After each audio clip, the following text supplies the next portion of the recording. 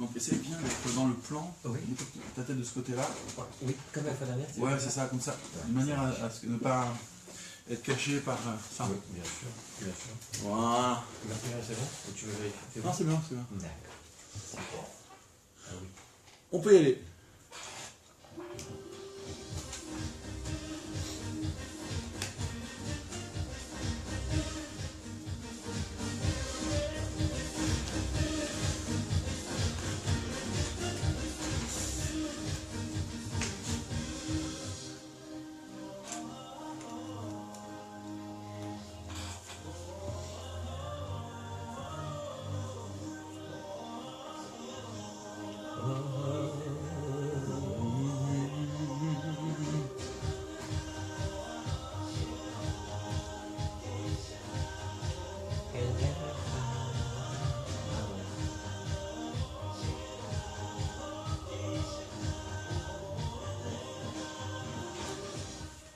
Shalom à tous. Bonjour à toutes et à tous. Shalom, cher Rabbi Nissim.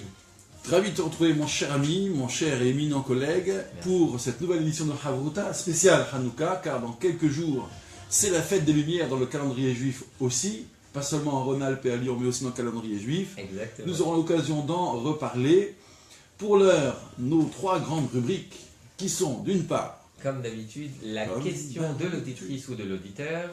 Deuxième rubrique, nos interventions respectives, nos Dvar Torah, nos allocutions. Divrei Torah, au Divrei pluriel, Torah. à l'état construit, n'est-ce pas? Absolument, bravo.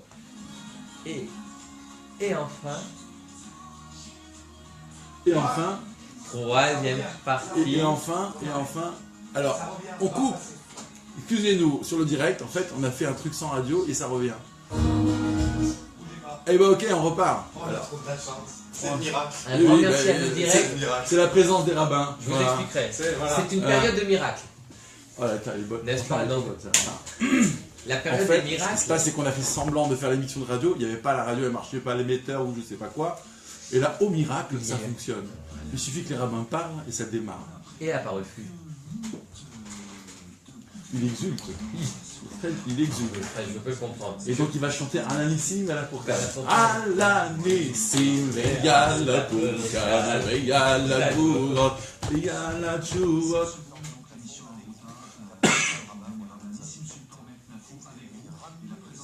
Franchement, elle est bonne. Et là, en live, vous assistez à un miracle, mesdames et messieurs. Ah oui. Alors, je pourrais témoigner que ton prénom, comment dirais-je, et Le prénom de ton fils. Oh oui, merci. Oh le tien aussi, en particulier. Et de On est circonstances. bon? Alors, test de voix. Voilà. Nous ferons le montage également ensuite. Il nous a quand même demandé de la boucler, hein. C'est-à-dire.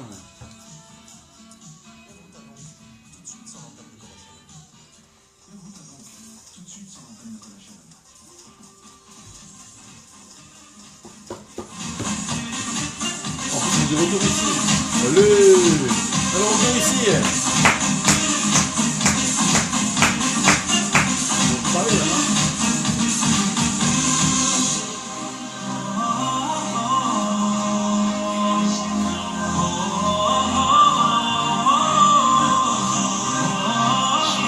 J'ai rien compris. Hein.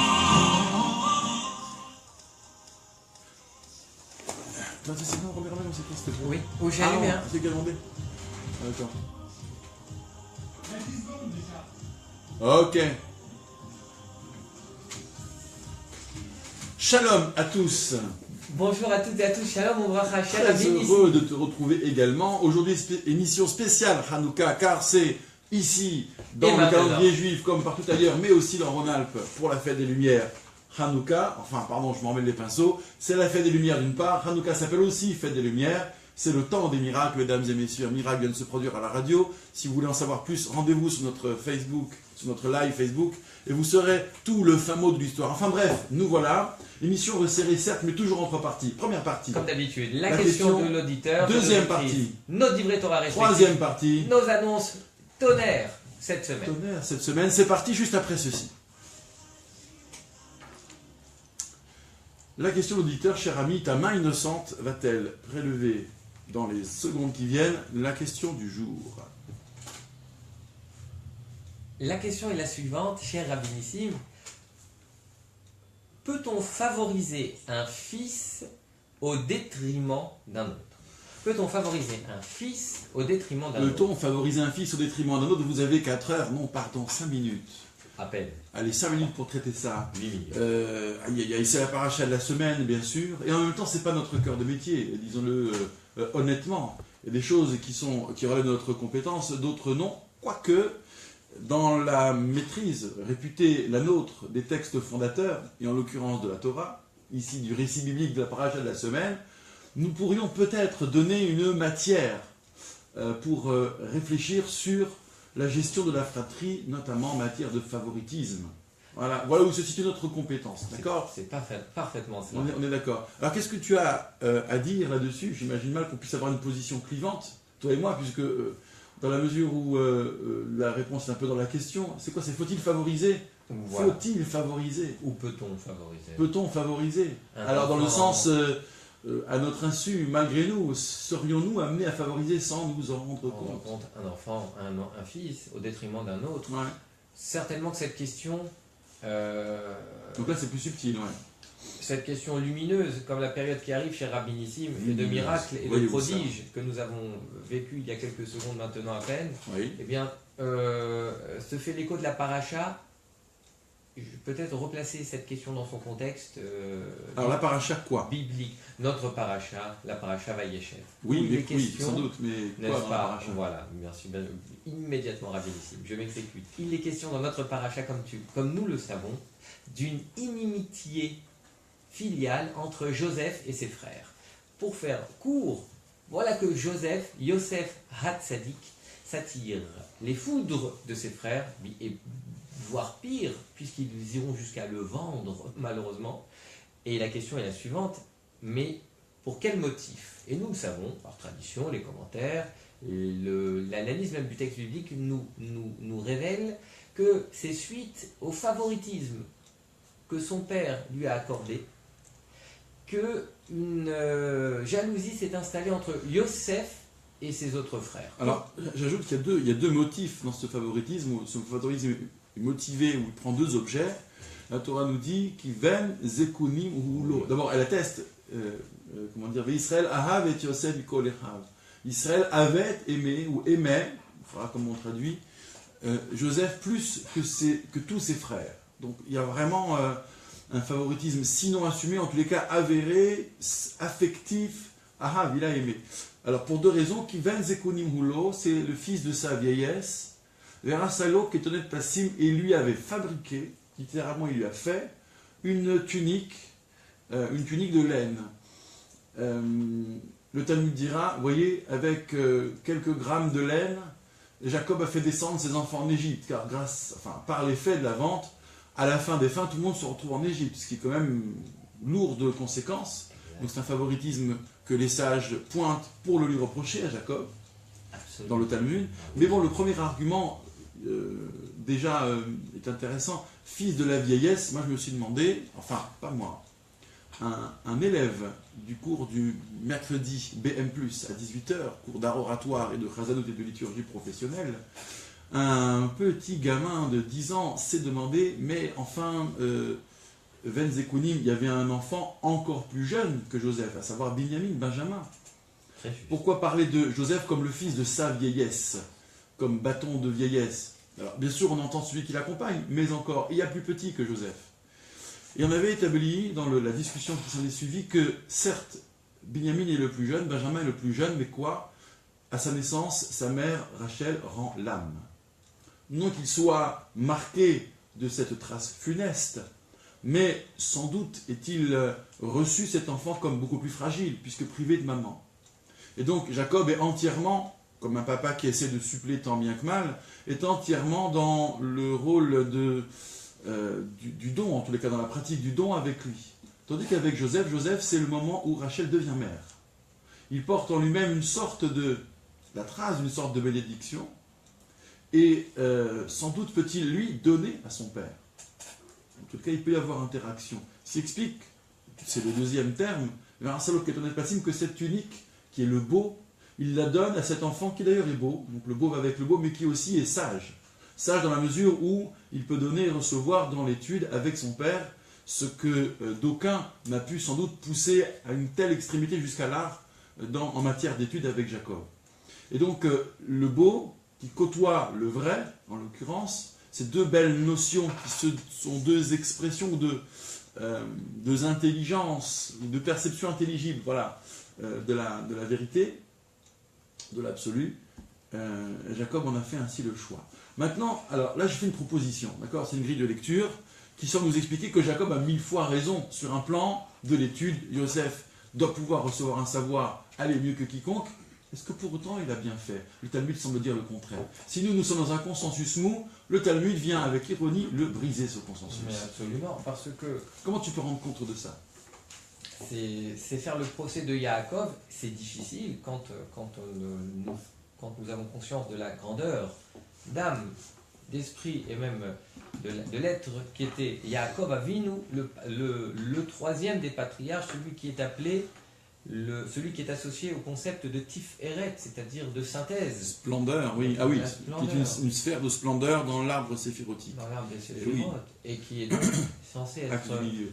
Bravo, l'axe du milieu, celui qui est censé faire la jonction entre d'un côté son grand-père Abraham, qui se caractérise par le chesed, la bonté, la générosité, peut-être un peu trop, entre guillemets, trop importante, et son propre père, Yitzhak, qui lui est censé faire mettre un peu plus de rigueur. D'accord. Alors, Et donc, je perçois la grandeur du personnage. Alors, tu l'as brossé magnifiquement. Mais quand même, alors, justement, comment tu résous l'accusation portée contre lui? mais non, mais justement, moi je l'accable encore plus. Ah, tu Malheureusement. l'accables encore plus. Ah oui, Oula. et très honnêtement, parce que Yaakov, bien plus que son grand-père et son père, a conscience de la mission qui l'attend et de la responsabilité qui pèse sur ses épaules, donner naissance au peuple d'Israël, au peuple juif, à travers les 12 tribus d'Israël. Or, il sait également que favoriser un de ses enfants au détriment des autres, c'est mettre peut-être en péril, ou en tout cas mettre en danger la fratrie. Et croire qu'il n'en a pas conscience, en revanche, je pense que c'est un leurre. Je pense que comme Yitzhak, son père, il avait bien conscience des événements, de la présence, par exemple, subtile de Ésaü au moment où il a fallu subtiliser la bénédiction par son frère Jacob, et que Jacob a également conscience, mais qu'il agit à un niveau, à mon avis, un peu plus profond et un peu plus élevé, à savoir que Jacob veut, là je cite la tradition kabbalistique, Jacob veut accélérer le cours de l'histoire du peuple juif. Et il sait que le cours de l'histoire du peuple juif doit nécessairement, j'allais dire, transiter par Mitzraïm. Mitzraïm, c'est-à-dire par l'Égypte. Et il faut bien un instrument de la providence. Et l'instrument de la providence, eh bien, il est tout trouvé, c'est Yosef. Comment? Eh bien, par cette inimitié, Yosef sera vendu, comme nous le savons, en Égypte. Et donc, il va accélérer l'histoire, à savoir, les enfants d'Israël descendront en Égypte. Et ensuite, chemin faisant, il y aura le passage incontournable de l'étape de l'Égypte, puis la sortie d'Égypte et le don de la Torah. Très bien. Alors, j'entends bien ce que tu proposes. C'est que... alors, en fait, je vais le formuler autrement, si tu veux bien. Cette histoire d'amour donnée à un fils en particulier, c'est pas la première fois. Exact. Les mêmes termes existent avec Isaac et Rebecca. Isaac préférant Ésaü, Rebecca aimant Jacob. C'est le verbe aimer. D'accord. Qu'on retrouve. Donc faveur. Hein. À lui, je donne la bénédiction, ou bien à l'autre, je donne la capacité de la voler, cette bénédiction. Enfin, la voler entre guillemets. La subtilité. Alors, comme on le voit d'autant mieux, c'est peut-être moins clair, moins évident au départ avec Jacob, mais c'est d'autant mieux avec Isaac et Rebecca, Yitzhak et Rivka, à savoir, il y a un projet derrière. Et cet amour pourrait, et c'est peut-être le déficit de traduction, signifier une préférence et pas forcément une charge affective. Hein, c'est pas la dimension ni filia ni eros, et peut-être même pas agapé d'ailleurs, ou peut-être si agapé, c'est-à-dire l'amour inconditionné, mais lié à un projet providentiel. Comment faire que le projet providentiel advienne? Ces hommes, ces femmes estiment qu'ils ont un rôle à jouer, c'est ce que tu dis. Et au même titre, Jacob, non qu'il aimait Joseph, qu'il était un peu plus son père qu'il n'était le père des autres, mais conscient de sa responsabilité, sachant qu'un certain projet, il s'agit de la famille des patriarches, c'est pas le commun des mortels, passe par ses choix à lui, alors il s'assume et il réalise ses choix. Ce qui veut dire que entre le récit biblique et, je dirais, notre réalité, il y a au moins deux distinctions. La première, c'est le projet providentiel d'un récit symbolique qui n'a peut-être rien à voir avec notre gestion quotidienne de la fratrie. Quand nous ne sommes pas là pour savoir si nous allons sortir ou entrer en Égypte, ce n'est pas là l'enjeu. Et deuxièmement, il ne s'agit pas d'être plus parent avec l'un qu'avec l'autre. Il ne s'agit pas d'être dans la démesure de l'affect vis-à-vis de l'un et autrement vis-à-vis de l'autre. Il s'agissait d'établir une préférence compte tenu de ce qui a été déroulé ensuite. Donc ça veut dire que dans le réel, nous sommes en charge de donner toute l'affection à tous les enfants, chacun selon ses besoins. Exactement. Est-ce que tu es d'accord pour faire cette simple déduction et répondre ainsi à notre auditrice? J'allais le dire, et nous répondons à la question, bravo. Ouais. C'est-à-dire que ne pas prendre le récit biblique comme étant, on va dire, la pratique entérinée du favoritisme entre les frères. Exactement. Quand ce récit est, au fond, inspirant, mais loin de notre réalité, inspirant indirectement. Absolument. Tu es d'accord pour cette proposition? Non seulement je suis non seulement d'accord, je la valide d'une l'entérine, mais beaucoup plus. C'est même également une leçon d'exégèse biblique que nous livrons aujourd'hui. À savoir qu'il ne faut surtout... on a un peu payé pour ça, mais bon, c'est très bien. Qu'il ne faut surtout pas s'arrêter à la lettre du texte et qu'au contraire, les commentaires, l'analyse et l'interprétation nous permet de, justement, au contraire, de dépasser ce texte, entre guillemets, littéral, pour lui donner toute sa richesse et toute sa, comment dirais-je, ces trois dimensions, dirait-on aujourd'hui. Alors c'est dans la quatrième dimension, à savoir la synthèse. Nous avons donc répondu à notre auditrice qu'il ne fallait pas prendre pour argent comptant le texte biblique lorsque des patriarches exercent et leur libre arbitre et leur choix donc pour qu'advienne un projet de la providence, qu'ils s'incarnent parce qu'ils en ont la charge de cette incarnation, si j'ose dire. Il n'en demeure pas moins que pour nous, c'est toute l'affection à chacun selon ses besoins qu'il convient de donner. Et même au niveau des patriarches qui sont tellement élevés, le Talmud ne s'est pas empêché, peut-être à notre attention, de les égratigner en disant, voyez, avec 3 fois rien, quelques bouts de laine, c'est l'exil et c'est l'Égypte. À bon entendeur, salut. Première pause musicale, le choix du Rabbin Knafo, Yaakov Shwiki qui est de retour dans nos studios. Je vais laisser le retour là. Oui. Merci. Bravo. Bon, voilà, on a dépatouillé quelque chose. Je vous ai mis un retour ici, comme ça c'est plus fort. Mais voilà. Par contre, vu qu'il y a le décalage, quand ça sera le moment de reprendre, là je laisserai et ça sera vu. Donc voilà, il y a un décalage de 10 secondes. Là c'est 1 heure. Ouais. Là, ce que je diffuse, j'ai 10 secondes de décalage. Mais De retard ou d'avance? ou de retard par rapport à ce que C'est vous en avez avance. En avance, C'est pour ça qu'après moi, quand vous allez parler, Oui. vous allez voir un décalage. Il y C'est pour ça aura, que je vais laisser le il y son. aura 10 Voilà. secondes avant derrière. 10 secondes. Merci Frédéric. Ouais, j'ai rien compris. Vous êtes un maître. Non, Mais mais ça pêche, non? Ah oui, ça pêche, ça crache. Ça crache. Allumez J'ai le feu. repris la connexion. Merci, merci. Ah, ça crache. Spécialement pour vous. Frédéric, Ah, merci. merci Frédéric. C'est mieux que de mettre les enceintes de l'autre côté. Frédéric, je C'est ne peux pas pas vous net. dire, Frédéric, vous êtes béni. C'est vrai, regardez, comment c'est revenu? Je sais pas par quel. Non, il n'y a pas, comment ça Par quelle opération du Saint-Esprit? J'ai le directeur de la Bastille. Même lui ne comprend pas comment ça a coupé là-haut son technicien. Il dit ils ont raccroché. Non, Non, dis-moi. mais vous voyez le D'accord. Vous lui passez nos coordonnées pour la Ouais. conversion. Ça. Bravo, Patrick. Mais à la Téra. Par-delà la nature. Nous remercions, cher Vinissime, comme chaque semaine, nos fidèles auditeurs. Oui, nos qui par followers. centaines nous font l'amitié de consulter la vidéo de l'émission, qu'il s'agisse du live une fois archivé sur le fil d'actualité de nous le faire en groupe, ou bien qu'il s'agisse de la chaîne YouTube du Rabbinat de Grenoble, car enfin, toutes ces émissions, vous pouvez les retrouver, même si vous n'avez pas de compte Facebook, sur la chaîne YouTube de vos serviteurs. Et qui est très consulté, n'est-ce pas? Ah oui, absolument, ouais. C'est au moins Oui, j'ai eu l'occasion de le voir. bientôt plusieurs millions de vues par vidéo. Mais nous pourrons y aspirer. Le miracle de Hanouka peut-être Ah oui, pas mal, oui. pourra nous l'offrir. Une vidéo qui aurait dû être consultée 20 fois et qui a été 20 millions de fois. Pas C'est mal. arrivé une fois par été. De quoi? Comme ça. Il n'y avait pas assez d'huile et puis ça a duré Voilà. plus longtemps que prévu. Exactement. Pas mal. Ça s'appelle un miracle. Jadis, quand j'avais une voiture et que la jauge m'exprimait la justesse du parcours qui me restait à pouvoir accomplir, je me disais, allez, petit miracle de Hanouka. Dieu merci. J'ai 5 litres d'essence, mais je pourrais bien faire encore comme si j'en avais 50. ouais. Ouais. Oh, 50. Ça, Mais ça n'a jamais marché. J'ai pas eu ce délai. C'est toujours été la panne d'essence. De quelques fois. Il faut le faire à Hanouka, ça. Pas n'importe quand.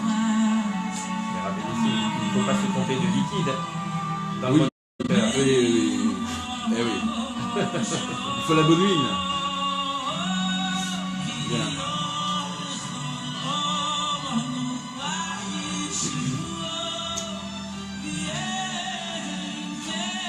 Alors on va faire un Torah raccourci, au quoique on est bien là. Ça nous rapporte notre repas. Alors, à qui tu fais boire, Hanouka, alors vous avez un événement Dimanche prochain, Bezrat Hashem. Alors, dimanche prochain, à 14h, très bien. 14h30. On va diffuser alors, ouais. 14h, 14h30, ouais. C'est dans un premier temps uniquement pour les enfants. Ce sont des ateliers, confection de Hanoukiot, etc. Atelier Hanouka pour les enfants. Oui, atelier Hanoukiot, etc. Popcorn. Et là, on doit faire quoi? Pas mal. Et dans 10 secondes, c'est à nous. On va pas tarder, dit-il. Donc, atelier Hanouka dimanche en 8. Allez, Avec donc animation également. popcorn, dis-tu. Popcorn et barres de repas pour les enfants. Ah d'accord, donc menu végétarien, vegan. D'accord. Exactement. Et ensuite, on va. Et après, il y aura une petite chorale des enfants du Talmud Torah qui sera suivie. Oui. Qui sera suivie de l'allumage de la 5e bougie. Bezrat Hashem. 5e bouche, parfait. J'ai noté un. Il nous fait chute. C'est merveilleux. Très bien.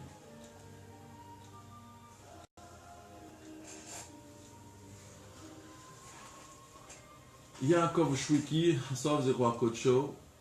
Maintenant, cher ami, c'est toi que nous allons écouter tendrement, avec avidité, juste après ce jingle. Chers aminissimes, chers auditeurs, chères auditrices, chers auditeurs, j'aimerais revenir aux sources du messianisme. Alors, comme vous le savez, notre paracha parle de l'histoire d'un homme, j'allais dire providentiel, mais plutôt d'un homme qu'on pourrait qualifier de couronné, puisque ce n'est autre que Yehuda. Yehuda, Reuven, Shimon, Lévi, Yehuda. Le quatrième de cette fratrie des 12 enfants de Jacob, eh bien la Torah nous dit que c'était un homme qui avait plusieurs particularités. La première, la Torah nous enseigne que c'est le quatrième des enfants de Léa et que après sa naissance, elle n'a plus donné d'enfants. Et ce n'est que par le mérite de sa servante qu'elle donnera encore 2 enfants à Yaakov. Donc Yehuda, c'est un peu l'apogée de Léa. Yehuda, c'est également, pour revenir à l'étymologie de son nom, Yehuda, Alken Odeh et Hashem. Je louerai Akadosh Baruch. N'est-ce pas? Celui qui louera le maître du monde, celui qui adressera des louanges, allusion bien évidemment à son descendant fameux, David Hamelech, le roi David, qui adressera qui sera l'auteur des psaumes de David, Tehilim, les fameux livres des Tehilim. Et également Yehuda a une autre particularité, c'est celui qui, en pratique, sera un peu celui qui jouera le rôle de l'aîné au sein de la famille. C'est un point important. Nos maîtres disent que dans un passage trouble de la paracha de la semaine dernière, la Torah nous révèle quelque chose de très particulier, d'assez déstabilisant. Ruben, l'aîné, aurait, je cite le Talmud, déplacé après le décès de Rachel le lit de sa maman Léa pour le placer dans la tente de Yaakov. Et c'est un passage un peu compliqué sur lequel je n'aimerais pas m'attarder parce qu'il est à la fois complexe et délicat, mais en tout cas, cela sera reproché sévèrement à Réhouven. Au point, nous disent nos maîtres, qu'aux yeux de ses frères, il ne sera plus l'aîné, et que ce sera Yehuda. Et ce n'est peut-être pas un hasard, Yehuda, parce qu'il symbolise. Yehuda est associé à la figure du lion. Gour Aryeh Yehuda, nous dit la Torah. Le lion, et donc il va prendre, entre guillemets, comme le lion, le leadership de la famille. Sauf que, lorsqu'une personne prend le leadership au détriment d'une autre, alors il devient un modèle, un exemple. Et à ce moment-là, c'est une responsabilité. Pourquoi? Parce que Yehuda, ensuite, dans notre paracha, Yehuda va se marier. Il va se marier et avoir 3 enfants. Et la Torah nous relate que, pour des raisons fâcheuses, ces 2 premiers enfants vont mourir. Ensuite, ils vont mourir et ils vont épouser une certaine Tamar. Et nous savons dans la Torah que Tamar va vouloir épouser le dernier, le fameux Sheila. Mais Sheila, Yehuda va s'opposer à son mariage avec sa bru. Et à ce moment-là, la Torah nous dit qu'il va, entre guillemets, la remercier et lui demander de retourner dans ses contrées. Et quelque temps après, l'épouse de Yehuda va mourir. Et Yehuda va vouloir se rendre... et Tamar, sa belle-fille, va apprendre la nouvelle. Et elle va... La Torah nous dit dans notre paracha qu'elle va tout faire pour surprendre Yehuda. Et Yehuda va se rendre chez l'un de ses amis, nous dit le texte biblique, et sa bru va se présenter sous des aspects particuliers pour le séduire. Et c'est ce qui va se produire. Après cette séduction, la Torah nous dit que Tamar va prendre la précaution d'avoir les preuves, de détenir les preuves que l'enfant qu'elle va, les enfants qu'elle mettra au monde seront bien ceux de Yehuda. Et la Torah nous dit, et je fais très court maintenant, qu'elle rapportera les preuves explicites que les enfants qu'elle porte, sa belle-fille donc, eh bien, ils sont bien issus de Juda. À ce moment-là, Yehuda répondra Tzadka mimeni, elle a eu raison de moi. Car, je cite le verset biblique, la paracha, car je l'ai privée de mon dernier fils, avec qui elle aurait dû avoir cette postérité. Et nous savons que cette postérité, et je conclus, c'est celle, et non des moindres, du Mashiach, car de Péretz va descendre tous les descendants de la tribu de Yehuda, mais également de la lignée du roi David, et donc du Mashiach ben David. Et nos maîtres concluent, et ce sera ma conclusion, 3 fois Rabbi Nissim. Oui. N'est-ce pas? Nos maîtres ont conclu que la lignée du Mashiach, elle est trouble. La lignée du Messie, elle est de manière tout à fait volontaire, je dirais un peu comme parfois certaines décisions politiques inattendues, eh bien, je dirais qu'elle est surprenante. Elle est surprenante à la fois par les rebondissements qu'elle pourra susciter, mais également par le moment où, comme son nom l'indique, le Ketz interviendra, c'est-à-dire le moment ultime où l'Éternel enverra le Messie que nous attendons avec impatience. Merci, cher ami, merci infiniment. Sais-tu comment on appelle traditionnellement l'avènement de Socrate, puis de Platon, puis d'Aristote, c'est-à-dire l'avènement d'une pensée, d'une activité de la pensée et d'une recherche fondée sur la raison. Ce grand moment de l'histoire des idées, cela s'appelle le miracle grec. Le miracle grec. Et j'aimerais faire la lumière, si je puis me permettre, sur l'histoire de Hanouka par rapport à ce miracle grec. Car Passionnant. les liens avec l'hellénisme, c'est-à-dire avec cette culture grecque empreinte des enseignements des philosophes que j'ai cités notamment, eh bien cette histoire paraît contrariée. Et je dirais qu'on n'a pas fini d'en découdre, parce que beaucoup entendent par Hanouka la commémoration et la réactivation d'un conflit avec la philosophie en général et avec la pensée des Grecs antiques en particulier. Et conduisent encore ce combat et cette guerre dans une recherche de pureté identitaire et culturelle, de chasse aux sorcières, il faut bien le dire aussi, pour quiconque se compromettrait avec. Et donc cela nous inquiète, allait nous inquiéter tout particulièrement. Or, il suffit dans les sources mêmes de prendre à témoin quelques épisodes. D'abord, la grande passion grecque, qui a été celle des sages, lorsque dans le traité Megillah, ils considèrent que, au fond, à la lecture de la Torah, elle aurait pu se faire en grec ancien, dans ce ionien qu'ils avaient côtoyé à l'époque. Autre moment de cette passion grecque, Philon d'Alexandrie, qui va produire une exégèse merveilleuse des grands textes de la Torah, au 1er siècle, donc à Alexandrie, comme son nom l'indique. Ce judaïsme alexandrin a certes peu ou prou disparu, mais la trajectoire de Philon, elle, s'est poursuivie de mille et une manières. Philon d'Alexandrie, figure-toi qu'il avait dans son credo imaginé que nous devions croire en l'existence du monde intelligible et du monde sensible.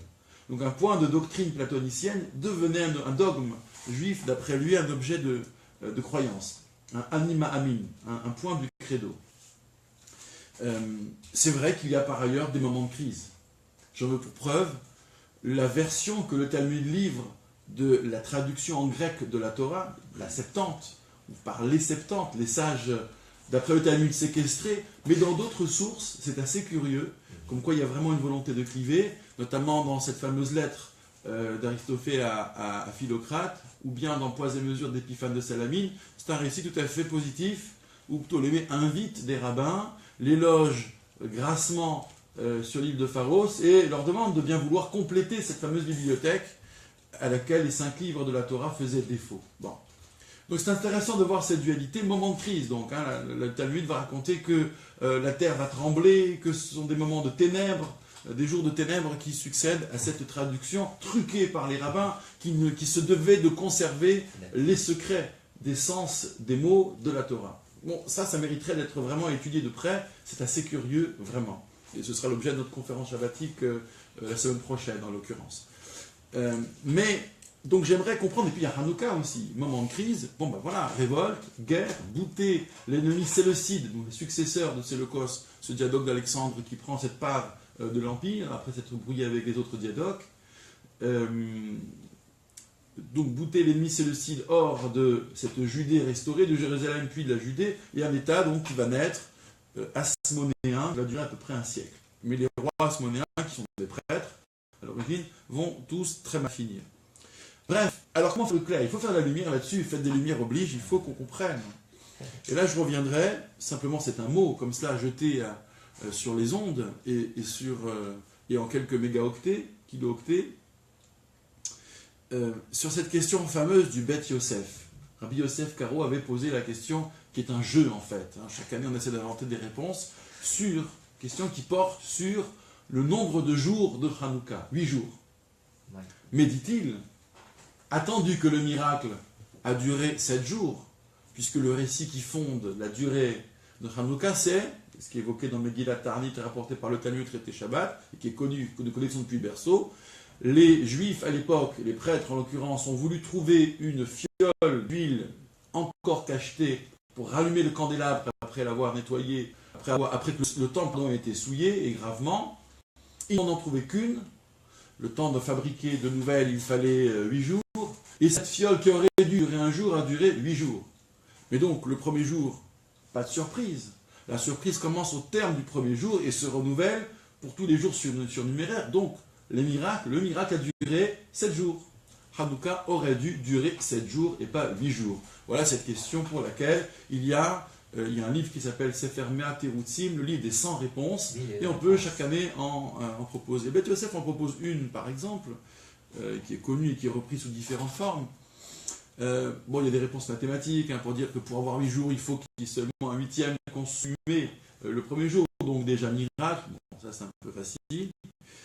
Mais c'est considère que, oui, il va y avoir 7 jours de miracle et un jour qui n'est pas un jour de miracle, mais il fallait aussi commémorer, et à part donc, la victoire militaire.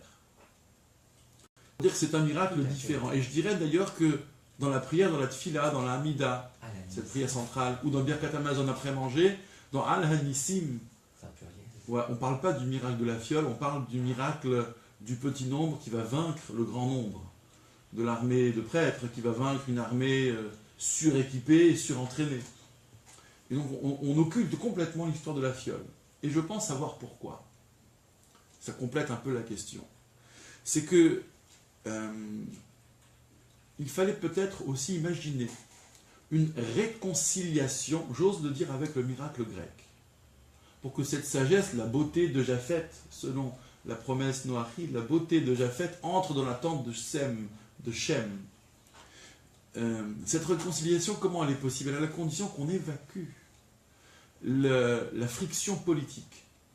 Il est vrai que lorsque les Hellènes débarquent sur l'au-delà de la Méditerranée pour eux, mettent à bas l'Empire perse et s'occupent d'abord de respecter les cultes locaux, c'est la grande sagesse d'Alexandre, que Machiavel lui reconnaîtra d'ailleurs.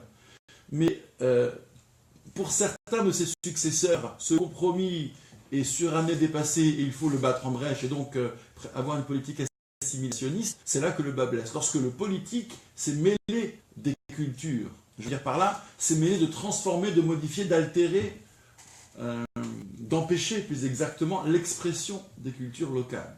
Le mariage se faisait de toute façon. Mais il fallait, parce que ça avait pris un enjeu politique et tactique, il fallait, semble-t-il, du point de vue de Séleucos, enfin d'Antiochus Épiphane IV du nom, son successeur, il fallait que cet équilibre soit rompu. Et donc, une fois les Séleucides jetés dehors, manu militari, il faut pratiquer la réconciliation avec cette sagesse qui apporte de la lumière, cet outil de la raison advenu au sein du monde grec. Alors, c'est sans doute une caricature, d'accord, le miracle grec, c'est peut-être dépassé comme notion, mais quand même, on est en Occident très, très attaché à ce fait pseudo-historique. Et donc, la réconciliation, ça consiste à dire occupons-nous de sagesse et de lumière. Ne mélangeons pas le politique, la guerre et le miracle de cette nature qui, au miracle, est appréhendé par la raison. Parce que le miracle grec, c'est quand même une expression formidable. Voilà que pour parler d'un effort soudain de la raison, on parlera de miracle. Je ne vais pas me faire l'exégète de cette expression, mais tout de même, c'est fort de café. Résultat des courses, je dirais que quand la raison est capable, soudainement, consciente d'elle-même, d'avoir l'ambition d'embrasser le réel, de le décrire, de le connaître mieux, ce en quoi la science d'aujourd'hui est l'héritière et la fille de ce miracle, on peut dire au fond que le rapport à la nature devient un peu surnaturel. C'est-à-dire que cette ambition folle et déraisonnable est finalement le plus beau cadeau que la raison ait pu offrir, la prudence ait pu offrir via la raison aux hommes. Ce miracle grec s'exprime à travers 7 flammes de Hanouka. Ces flammes représentent, la menorah représentait la sagesse, cette lumière amène dans l'obscurité. Elle est aussi le support du miracle, ça n'est pas rien. Et puis à part, il y a une flamme à part qui commémore la victoire militaire. C'est ce que Rabbi Yosef Karo proposait comme une de ses réponses fondamentales. Il y a une flamme pour la victoire militaire, comme s'il fallait au fond marquer la distinction. S'occuper de commémorer le miracle de la sagesse, ce n'est pas s'occuper de commémorer le miracle de la victoire militaire.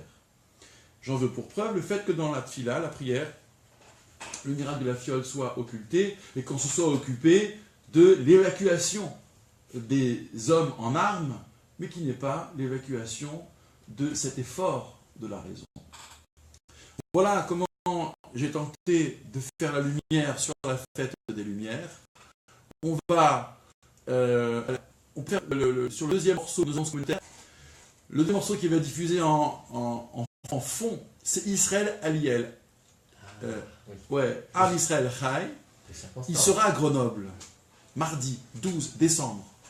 Vous l'entendez sur vos ondes. Est-ce qu'on peut avoir un retour son, s'il vous plaît? Voilà. Écoutez bien ce son. Il est à Grenoble, à Bar Yochai, pour la première flamme, à 19h. Soirée pizza et beignets offerts. Tout est gratuit, vous pouvez venir. Israël Aliel, concert spécial, première flamme de Hanouka. Ce sera à l'auditorium Blue Baseman au 4 rue des Bains. Je vous invite cordialement, nous vous invitons cordialement à venir nous réjouir, vous réjouir avec nous, que nous puissions tous ensemble nous réjouir. Notre conférence pratique allumer le feu de Prométhée à Hanouka, le don de la lumière. C'est mon thème demain 17h30. Quel est ton thème, cher ami? Alors, Rabbi Nissim,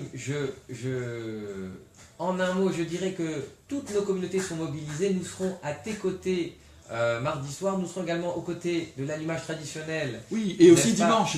Voilà. Alors, l'allumage, l'atelier Hanouka dimanche. Alors, ce dimanche prochain, dimanche 17, la fête de Hanouka à Rachi, 14h30 pour les enfants en premier temps, 14h30, 16h30. Atelier de confection, de fabrication de Hanoukiyot, atelier manuel pour les enfants, et à 16h30, l'atelier sera accompagné de popcorn, de barbe à papa, etc. Et ensuite il y aura la chorale des enfants du Talmud Torah de Rachi, suivi de l'allumage de la 5e bougie, et les allumages chaque soir, bien sûr. Bien sûr, dans toutes les synagogues, et en sécurité, s'il vous plaît. Sur ce, chers amis, Shabbat Shalom, Hanouka, Seya.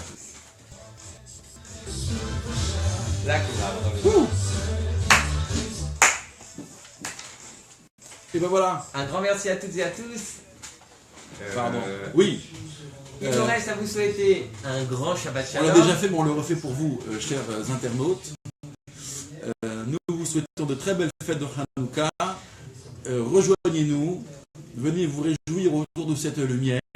Venez accomplir avec nous le miracle de la joie toujours possible, même dans l'inquiétude, même dans l'obscurité. Absolument. Et cette joie partagée, cette joie également qui nous habite, Rabbi Nissim. Elle est contagieuse, c'est ça qui est fort à Hanouka. Puisqu'on a adopté le schéma d'Hillel, une flamme, puis 2, puis 3, puis 4, et ainsi de suite.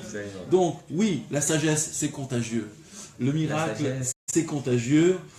N'ayez pas peur de voir plus clair, n'ayez pas peur de vous en réjouir. Sur ce, cher ami, Shabbat Shalom, Hanouka, Seya.